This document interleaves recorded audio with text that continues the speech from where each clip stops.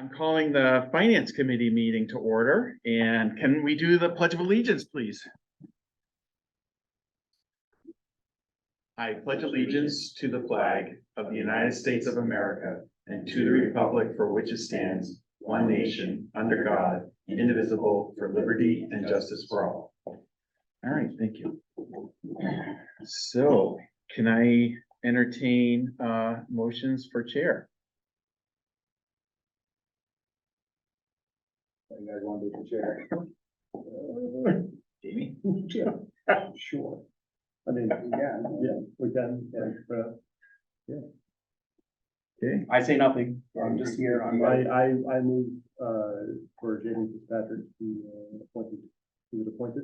No. well, did Well, to the chair. Elected chair. Okay. Second. All right, discussion? All right, so all in favor? All right, Mr. Fitzpatrick. All right, all right. Adjourn. It's like giving Captain Kirk the helm or something. Like, Yeah, please. I purposely made this agenda light. Yeah. Okay, because normally, and I was explaining it to these guys, it's got a laundry list of stuff. Okay, Yeah, so I'll go through it, just a couple of things before we go into the minutes. So normally, the administration will send out manifest to. I send questions, when I have questions to Matt in the manifest, I copy the other members in case they have other same questions. Okay, Matt, it's working. Matt brings those answers to these meetings and we discuss those answers. We have traditional things that we always review. We review where are we in the trust funds, and we review where are we on spending. So our spending is broken out traditionally between healthcare and non-healthcare. And then we also say, where are we with unexpended funds? So we can get some gauge as to where we stand for year end. Matt's most recent estimate was there was about $500,000 we would expect, and we went through this the last meeting. Where we are for the spending charts, and then his anticipated coming expenses. The big anticipated coming expenses that are not encumbered is popping it up right here. There's $400,000, $300,000 for other districts, and $100,000 for special ed curriculum that are incorporated in getting to this.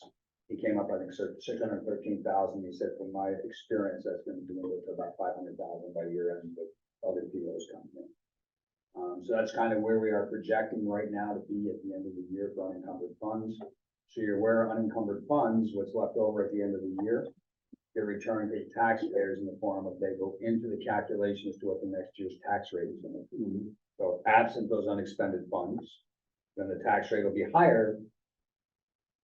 But that amount of money will be included in what needs to be earned from coming taxes. If you have a credit coming in from unexpended funds, if those funds are already available, they don't have to be raised anew with taxes. So it reduces that amount of tax. yeah, we're actually budgeting for a net income loss.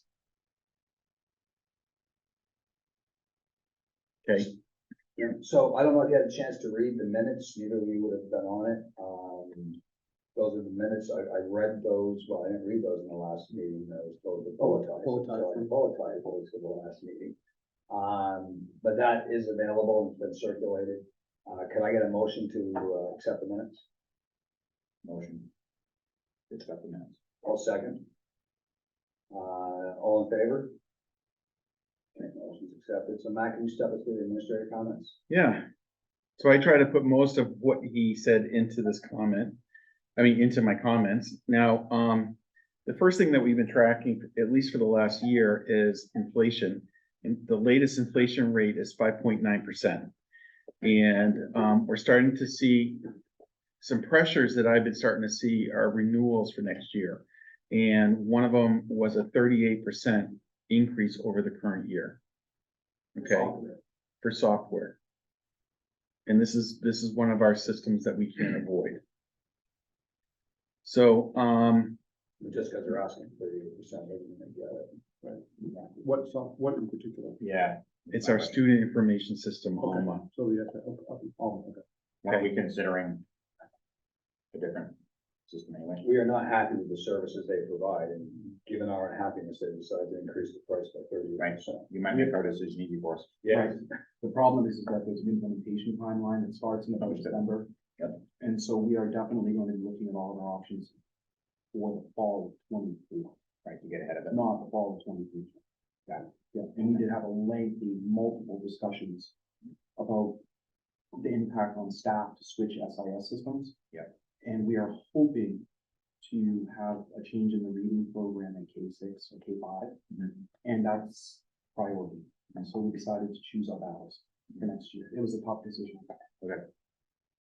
Okay, So with that methodology, we are stuck in the 38% increase. We probably, yeah, for this year. Well, we can still negotiate it, but that's what they're asking. I mean, it would probably, I've had to go through a couple of replacements of the student information system before. It's a multi, It will cost way more time and money to change. it's the than time the that works, 30% that work, it would learn, Yeah. the time it takes to change it. all right, I would simply make sure that they understand the discussions that we're having with them, that we're not a happy customer to begin with, and on top of them repeatedly not providing services and assistance required and or providing instructions that are not correct. You know, following that up with a 38% price increase. Certainly, we know that they sell to other school districts, and we have contacts in other school districts, and we would certainly make our feelings known to anybody that asks, and maybe even do something. okay, moving on. I provided a list of all of our purchase orders, through April 7th. Now, what purchase orders, I know you're familiar with what purchase orders are for your businesses and you're in government. So basically, a purchase order reserves a portion of the appropriation. And on our expenditure reports, it looks almost like it was spent, okay? When the purchase order, say for example, we didn't spend all of the purchase order, it releases that difference and makes it available to spend again. At year end, we can carry that purchase order over into the next fiscal year to spend in the next year against this year's appropriation, okay? Cash balance of the district at the, Just to hold for a second, give you some sense of the scope of that. Last year, $1.1 million in purchase orders rolled over. yep, and a lot of that related to the big three projects. Okay. So, the cash balance at the end of February was, $5,439,893. Just for the two of you, a majority of our revenue comes from real estate taxes. And it's collected by the towns and it's paid over to the district on a monthly payment schedule, okay? So on our revenue statement, we recorded the full amount and then had a receivable outstanding, okay? But the cash balance, we try to make that payment schedule match our cash burn rate. So we're not overdrawing down from the towns because we can actually smother them where they actually have to borrow money just to pay us. Yeah. And it's not a good scene for taxpayers. Right. Okay, so that we have right now enough cash on hand to operate for 1 3/4 of a month without drawing down money from a town, okay? Now, as of a couple days ago, Kingston is current with their payment. We received Newton's payment on April 10th, and we invoiced for 3 months tuition at the beginning of this month, but it will be due at the beginning of May. At the end of February, we recorded a total revenue of $31,767,003, and it doesn't include, even though we budget for the use of fund balance to reduce the tax rate, I actually can't record a revenue for it, okay? So in some of my numbers, it looks low because I'm budgeting for net income loss, okay? Notable revenue is interest income of $18,614. 15,000 came from our investment in PDIP, which is a state investment pool, all right? The PDIP was returning a yield of 4.65% for the month. All right. Now we have to break out health insurance, moving on to expenditures, we have to break out health insurance from our other expenditures because if I gave you the detail for the health insurance, you could identify the actual person by the number, okay? So it's aggregated together. So for non-health insurance expenditures for February, through February, is $18,990,050. Encumbrances were $12,412,425. Encumbrances here would include salaries, all related benefits, and all the purchase orders to purchase services or goods. Okay? A majority of that, by the way, is salaries and benefits. So the remaining appropriation for non-health insurance is $450,952 or 2.38%. It's a reduction from our last report of $306,823. Notable changes include, and by the way, this is still very difficult for me to pull this out because the system doesn't actually make it easy for me to draw the information out. So 14,000 is the salary and benefits of a preschool paraprofessional, 23,000 for substitute teachers, and 113,000 for purchase orders that were issued in that month. Okay. Matt, can I, So, yeah, go ahead.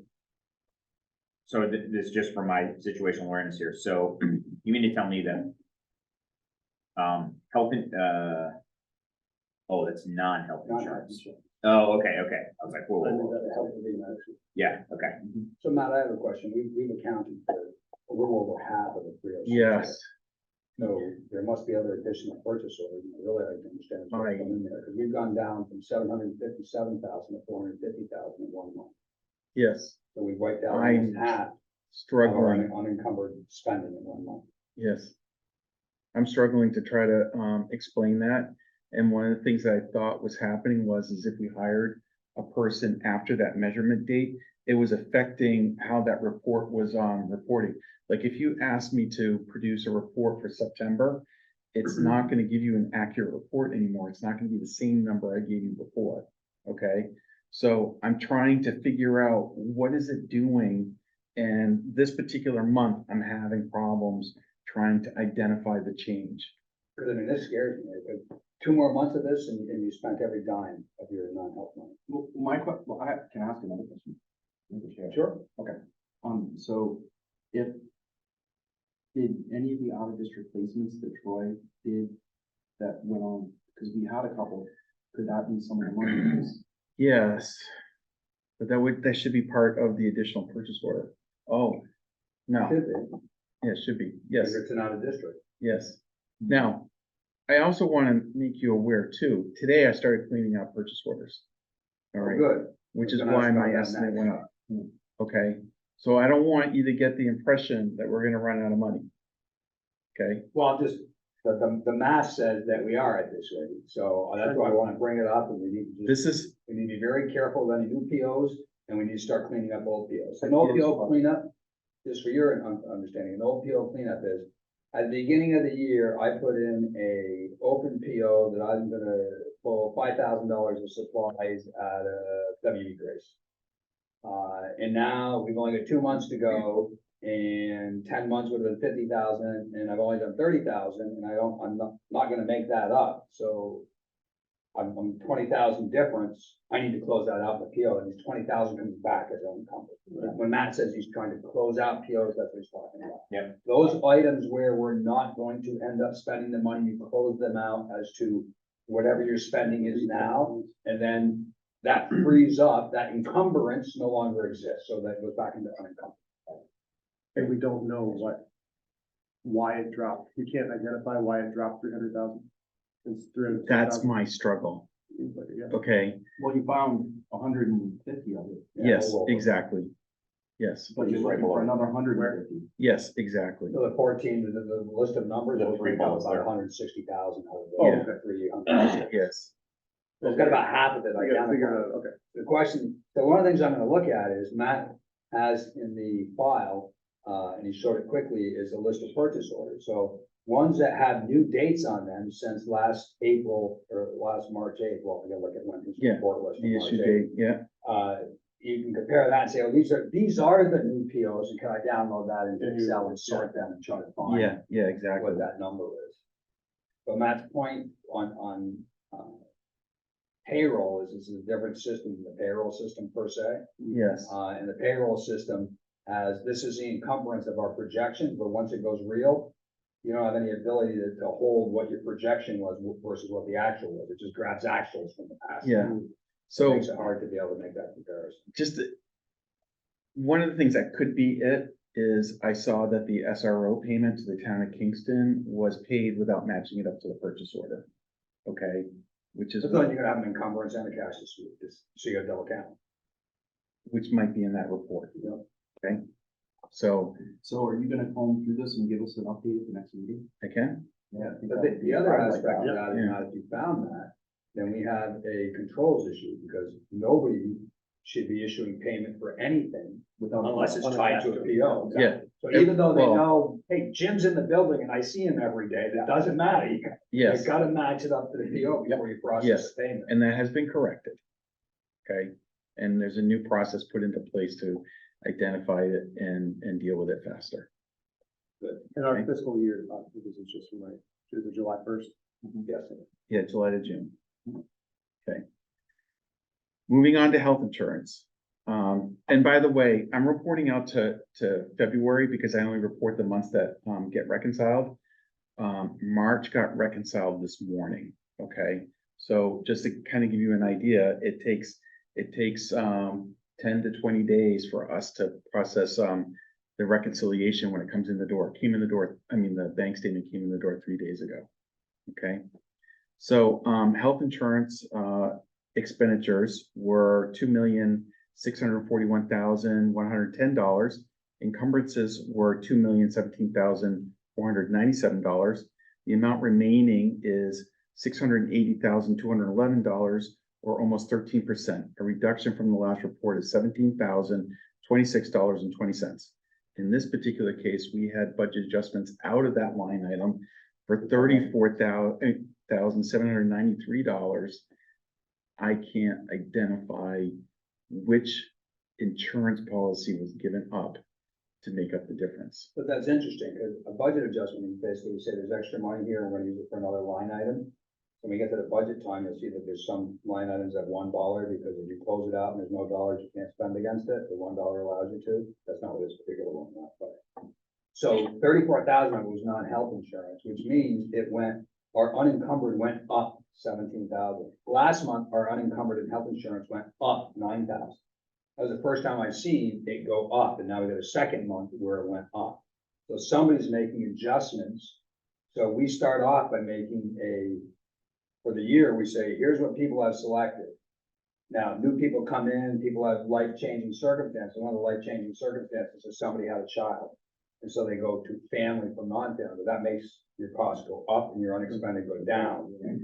This would indicate maybe somebody went from a family to a single, or a double to a single. or Probably to somebody a- left, and They probably went to a somebody new waiver. came in with a different policy. Yeah. Right, one of those types of things. So a waiver is when you, like, if you worked in the school district and your spouse had a good health insurance plan and Yeah, you you took just her money, you get money. Right. You get, but you get a little bump Little too. something, Yeah, yeah. Okay. Now, so this is where we get into revolving and capital reserve funds, through the end of, March. And I have this list, so for you guys, off here to the right is, the actual warrant article that was voted at district meeting, okay? And the date that it was voted, all right? So, Just to clarify that. That's how money gets in. You can't just move money from the general fund into these trust funds. Money gets in by vote of the electorate. yes, That's how these are either created and or added to. yes, We can't take general funds and say, hey, we got 50,000 extra, let's put it in this trust fund. Can't do that. And that's why we take spending it very seriously. Like, I'll only spend that when the budget is actually spent down. Last year, I asked for authorization because we had some concerns about special education. And I hired the 2 positions, and then I was able to manage the budget and pay for those without using this fund, which was we were really happy about that. Mhm. So, So, this number right here, that for the special education expendable trust fund, it's $244,588. Now, this is held by the trustees of trust funds of the town of Kingston. So we have to wire the money to the town and they invest it. Okay, And likewise, when we want to spend, we need to get the release from the trustees. Mhm. They're duty bound, fiduciary duty bound, to be managing this for our betterment. But they are the managers of the trust fund, so they'll reach out and ask us about, we'd like to do this, we'd like to do that. But ultimately, they have statutory authority to manage the trust fund to the betterment of the district. That may or may not jive with what the school board says, but that's still their statutory purview. okay. And, recently, I want to say 6 months ago, this committee decided to allow or say they agree with the trustees to invest, I think 85% of the funds into, securities.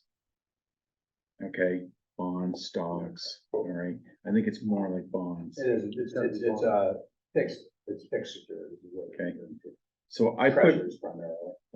this right here, we adjust it to equal the fair market value because the fair market value of the securities changes. And I want to make sure I'm reporting to you what we could get for it if we sold it. And then I put off here like an annualized interest rate. So for this particular month, they earned about 2.62% on an annualized basis. Okay. Now, the capital improvement and maintenance capital reserve fund, we have $327,628. We can use these funds for capital improvements to the building and maintenance to the buildings. Okay, and that's going to be important to know when we talk about the CIP plan. Then the next one here is the unanticipated educational expenses. And so we have $253,706 that can be used for any educational expense that just comes out of the blue. And the example that the superintendent uses, if all of a sudden you have a large number of people move into town and it's like, say it's all first grade, we have to hire 1 or 2 teachers, we can dip into this fund to fund that. And not only, we don't do that just for your learning, we come to the board. And we say to you, this is the issue that's come up. And like the 2 teachers for special ed, I asked for permission to use the fund, but I didn't use it, but I had it in my back pocket if we got stuck. I had an approval. Yeah. And, so normally I would come to you and say, hey, everyone, we allotted for 5 teachers for first grade or 6 teachers, and I had to happen to me once as a principal, I had 25 students move in July. Okay. And that I would come to you as a board and have an emergency meeting and say, can I hire a teacher? And Just so you're aware, generally speaking, there's been a good system that's been developed between the administration and the current board, that even where statutorily the superintendent could do some things monetary wise within the budget, he consults with the board to make sure we're on board with what his activities are. So it's a very collaborative process to make sure that both parties understand what the issues and concerns of the other party is, and then we jointly figure out the direction. Yeah, I also want to point out too, if you look at the last sentence right here, it says, the district meeting named the school board as agents to expend from this fund. So if we want to spend from the unanticipated utilities costs, I need to first get approval of the school board. Okay. So unanticipated utility costs is, we're at $76,100. And really, I use this in my budgeting tool so that I don't have to estimate next year heating oil is going to be $6 a gallon, pull out my crystal ball for it. I can budget for $3, $3.50. Okay. And if it comes out to being $5 a gallon, then I can come to the school board and say, okay, my estimate wasn't correct. I want to withdraw this money. And there's 75 more going into this, so it'll be 150. So you voted in March to, the townspeople voted in March to add 75,000 to this and 50,000 to the capital expenditure trust fund. That will post in July because the warrant article reads from the unexpended funds. So until you have calculated out and determined that you have unexpended funds, you can't move any money. So it goes into the following fiscal year by virtue of the warrant article. So there's another 125,000 already approved by the voters. And based upon a $500,000 projection, that includes taking that money out of the unexpected funds, putting it into these, and then we still end up with the estimate of 500,000 for unexpended funds for the year. Can I go on? I mean, let's say there was 2-3 years in a row where there wasn't enough from the unexpected funds to do that. Would it just keep on kicking forward? And No, the warrant article, and Matt, correct me if I'm wrong, the way the warrant article reads is it's from the unexpected funds this year. The unexpended funds. Unexpended Yeah. funds. If there's no unexpended funds, then it's It gone. just dies. We almost Yeah. always have, I mean, we are very fiscally conservative as a team. This year is the tightest it's ever been. But we also are finally fully staffed. We're close to fully staffed, so there was a time when the people got back close to 2 million in the middle of the pandemic, where school wasn't even open for it, right? So we didn't fill open positions, Right. you know. so- Yeah, okay, I just want to say in the year in which we gave back $2 million, I got word that year that both towns in Fremont School District they were projecting that they weren't gonna have any more cash to pay us. And I looked at our bank statement, I said to Tom, we have enough cash to meet payroll for the remainder of the school year. And we had a hard freeze on spending. We didn't spend a dime until the end of the year. That's just super rare, right? Like 500,000 is much more. We really try to have, if you figure it's a 39 or $38.5 million budget, we try to have between 3 and 4% available for emergencies at all times. And then we keep an eye on the contingency funds, right? I mean, we don't have a lot of super huge uninsured emergencies, but things do happen. There's a lot of people. Right. So the insurance rates are what concern me the most, because they can swing so dramatically if you have a person in a teaching position on a single plan or a para position, and then you hire someone with full family, it's like 20 grand per person. So you have 10 of those, you $200,000. And health insurance is the hardest part. Yeah. It's the most, for lack of a better term, it's the most fiscally volatile component of the budget. Sure. The one thing that has been an issue right now is the inflationary costs. So like that 38% for that software is like extreme, you know, I'm looking up the name of the person, you know, myself. But it has been bad this year, as it is in all sectors. So when we come back with a 3.9% budget, we really are dipping into that 3 to 4% that we're saying that we normally give back is going to be less next year because the budget came in lower. Okay, moving on. For tonight's discussion, Gordon is gonna come before the school board. He's gonna ask to have, to remove money from the facility use revolving fund. Right now, there's a balance of $203,798. This is basically the taxpayers voted that any building rental revenue gets segregated into this fund and is spent for technology and improvement of district facilities. Technology and maintenance, used for maintenance, technology, and improvement of district facilities and grounds. So just so you're aware, what's gonna be in front of the board tonight, we haven't seen it yet in the finance committee, and that's not Tom Rowe. I don't think these need to start coming to the finance committee. But the request is to spend down 75% of that for technology. And then it replenishes at 11,666 a year. With that and what's left over, if we get another request of the same magnitude next year, we'll have zero in the start of the year, and this really would then be turning into historically, this is a technology fund. It's not facilities, it's not maintenance, all it's being used for is technology.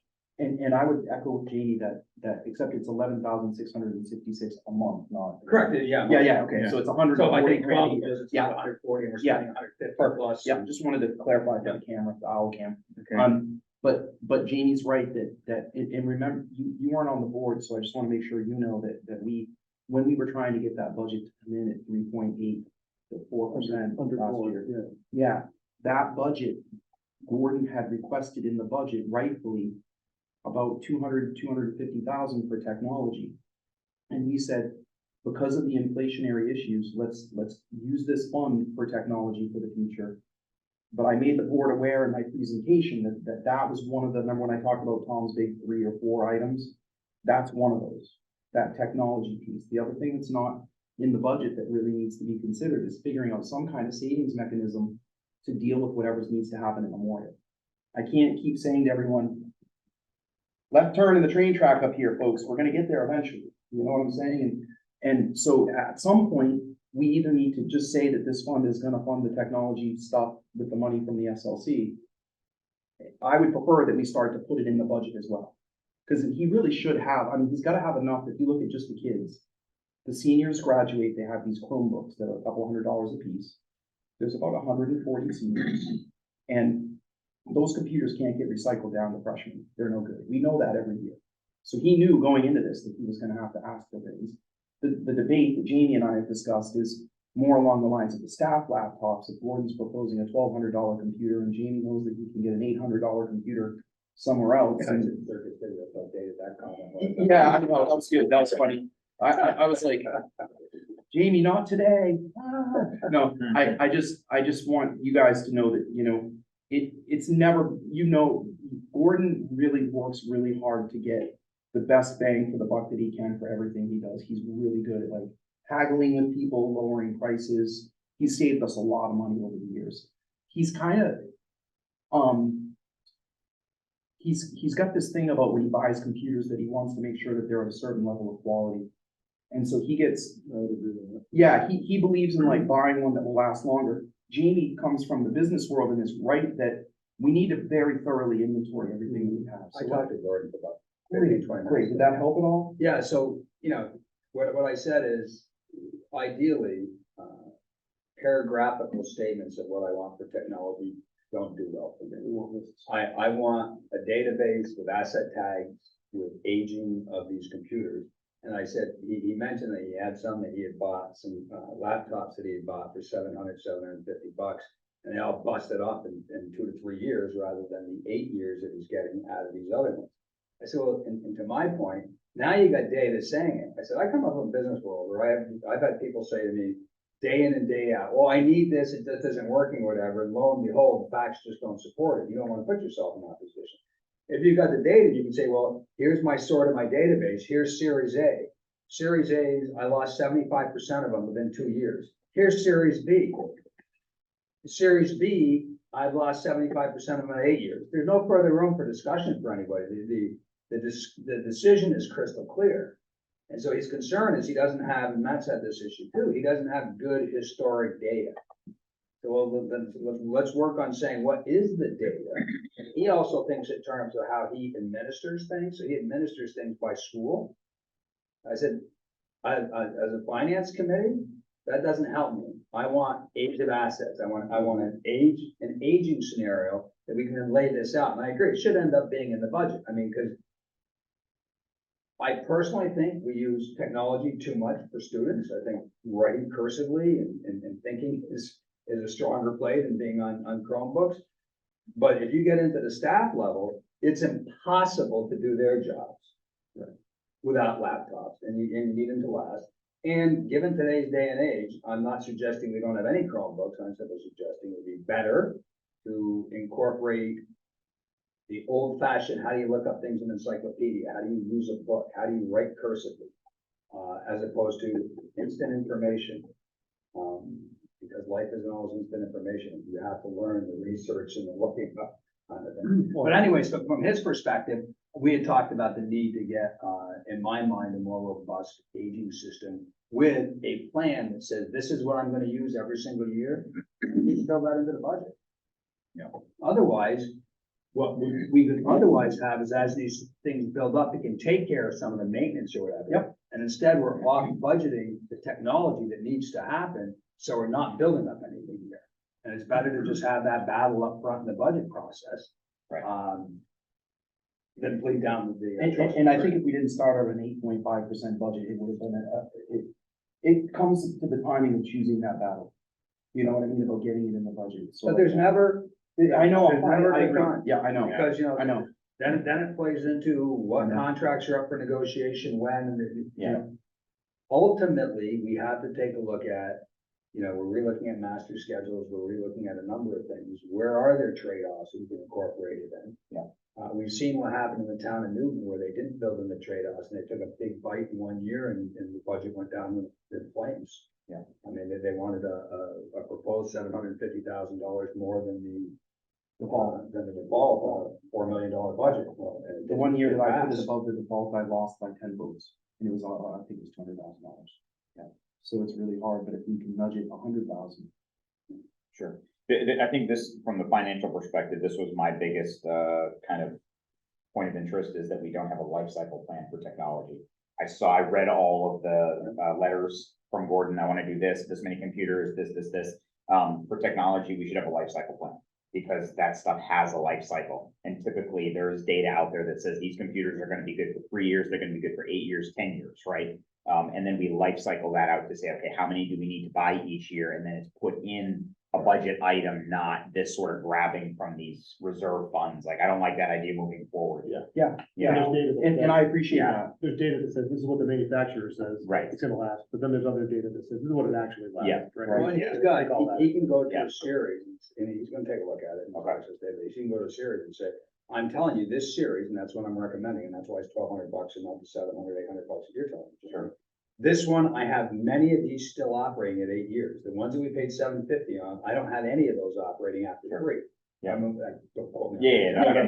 But that was a relative difference. So Yeah. if you tell me now for $300 on the barrelhead, I'd buy 4 more years on that laptop, well, that's an easy decision. Yep. But Agreed. it's a lot easier to see data because we fall back very often on verbals without the data. And it just, it's much more powerful to have actual data in an aging system that we're talking, right? All right, back to this. I just have one more reserve fund. So the contingency fund is really, that pool of money that we talk about giving back to the taxpayers to reduce the tax rate. Mhm. We can retain 2.5% of the net assessment. Net assessment is the budget minus the budgeted revenues. Okay, I can take 2.5% of that and hold on to it. Okay, right now it's $537,817. I've calculated the potential number and the board's gonna vote on it in June. This year, it could be as high as, I think it's like 612,000, it's over 600,000, 600 something. okay? So And right, just so you know, that's an annual thing. It rolls back the following year. So when Matt does his assessment, this 537 goes back to reduce taxes. But the 612 comes out of those unexpected funds. So it's gonna be a net spend as opposed to a net reduction or anything between those two contingencies.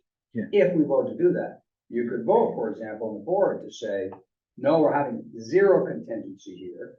And then you would end up with a net $612,000 over Matt's estimate of 500,000, you got 1.1 million going down. Right. But now you've got, all you have as your backstop is these, trust funds. so, and I'm sure Jamie will chime in on this. To spend the contingency fund, all we need is a public hearing and the school board can authorize Tom and I to spend those funds. Historically, We are not gonna do that unless we absolutely have to. historically, we needed permission of the budget committee, the school board, the Department of Education, and Department of Revenue Administration before we could spend those funds. 2 years ago, the legislature changed the rules and made these, before these funds, you really had to prove an emergency. Yeah. Now an emergency is whatever the local school board defines as an emergency. As long as they have a public hearing, they can define anything, as long as they have full. And that's So just. it's changed dramatically as It's to what just, is and just isn't this allowed. line right here. Just that one line, yeah. But we treat this. When I was hired, there was incredible distrust between one group of folks in the community and another group of folks in the community. And so what I've tried to do is to say to everyone, this is what the kids need. This is what we have for a budget. This is where the money's going. This is where the money needs to go to help the kids. And this is what the plan is to get that done. So that's a really long way to say we needed to close 2 campuses, generate positive revenue from 1 campus, sell the seminary, and put the middle school kids with the high school kids and put the grades together in each building to maximize efficiency. It's working. Now that we're in more normal functioning, we're already seeing great return on the kids working with the interventionists. It'll be even better when we have a line curriculum and just more time to teach. Everyone's still pretty tired. Like, we're getting better, but right now is way better than last fall, which was a little better than last spring, which was not much better than the fall before. So it's slowly getting better, right? Having said that, this is part of the trust that I worked so hard to broker with the community, that if we hold this money, that we hold it. It's their money. I don't view that as my money. Some superintendents would. That's the community's money that I will only use if there's a major problem. So for example, Matt called me over Christmas break and said, we found some rot in the back of Memorial School in the portal.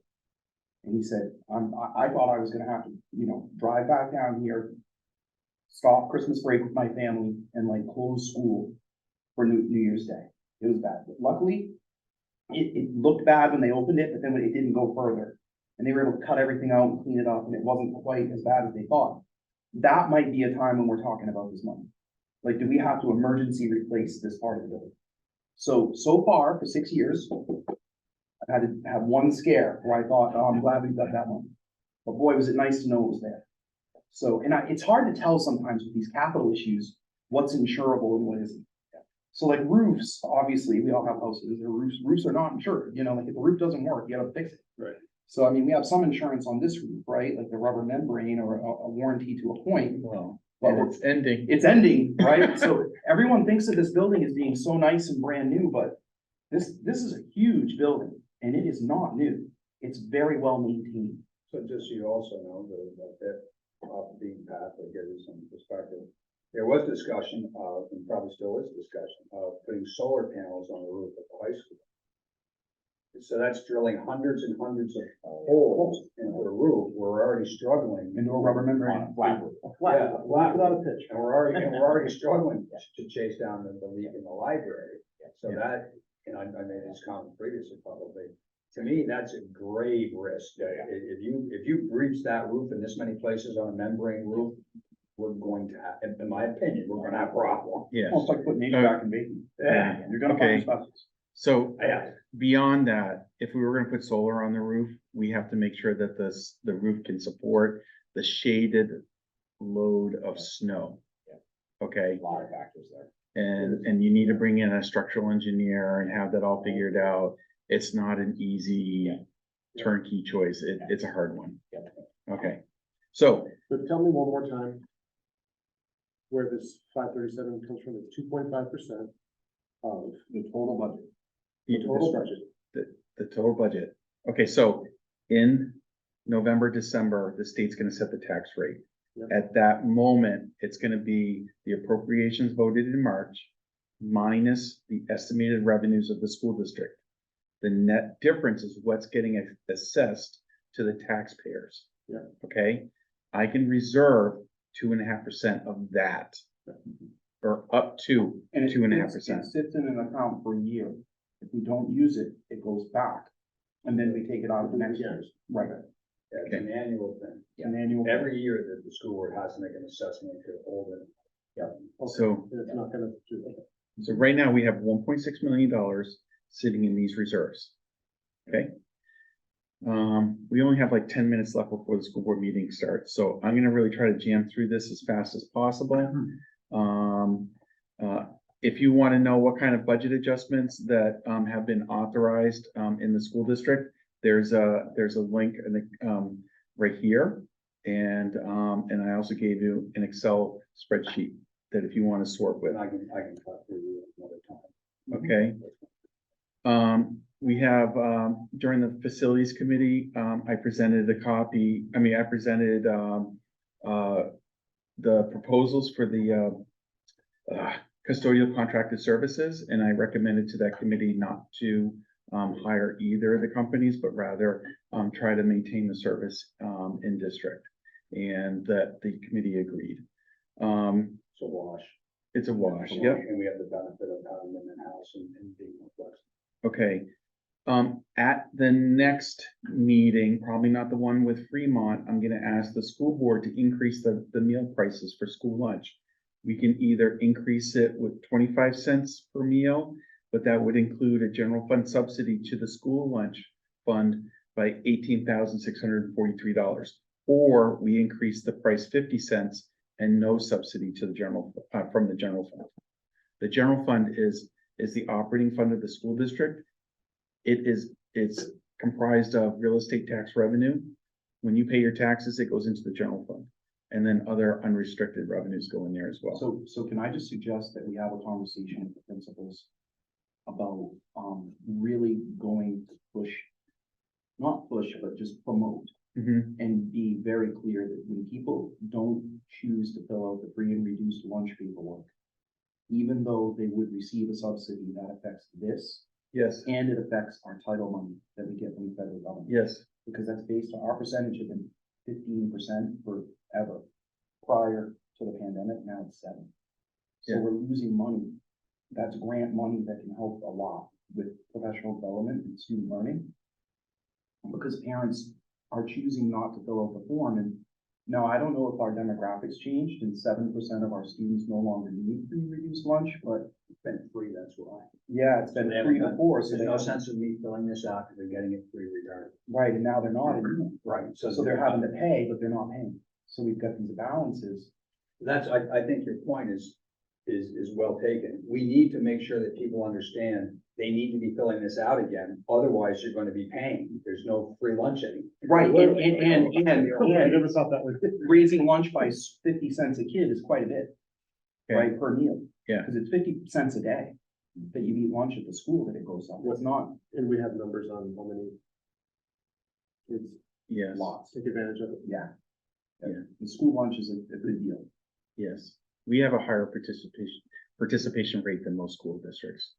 And Part of it's that mainly food's because good. the food is really good. That's what I've heard. Yeah, okay.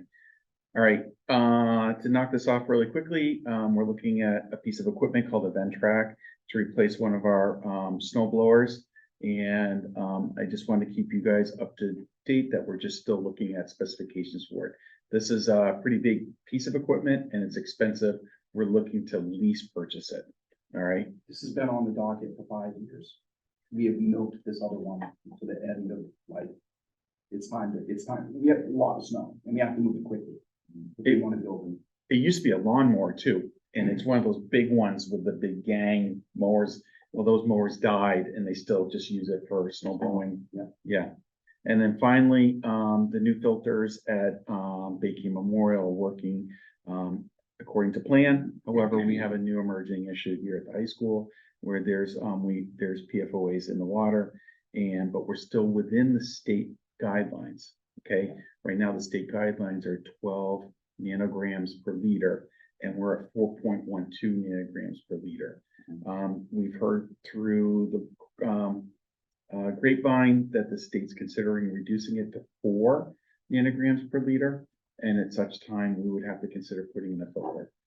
And as Jamie said in the last meeting, it's just a statement at this point. It's not a mandate. Okay. All right. I don't have any budget adjustments, and then I gave you the free and reduced, the 2 letters from our food service company, and it's one or the other. So the way that's supposed to work is, food service is a non-profit activity. So it's supposed to balance to 0. So people that fill out the forms and get free food, that gets credited for the full amount. Right. People that are supposed to pay, sometimes they run defaults. They just don't pay. The policy is if people don't pay, they don't get their diploma until the family trues up that number.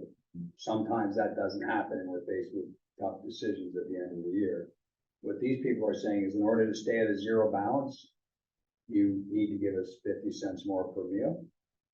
Or at 25 cents a meal, you'll just have to give us a check for $18,643 at the end of the year. Probably it'll be checks each month that would equal that by the end of the year. That's how to interpret that. And that's not just to offset the people who didn't pay, it's the cost of the program. Correct. Yes. The cost of food is gone up. Yes. Non-payment is over and above all these things. Right. Yes, Right. yes, But they're just saying the program's gonna cost $39,000. It's inflation, it's killing us yeah. in every department. We all go to the grocery store. Yeah. Yes. Yeah. And even though they've come down, it's still ridiculously higher when they Well, that's the started. thing, you forget. All right, so we got the other meeting starting in 4 minutes, so we'll adjourn. Okay, great, thank you. Thank you.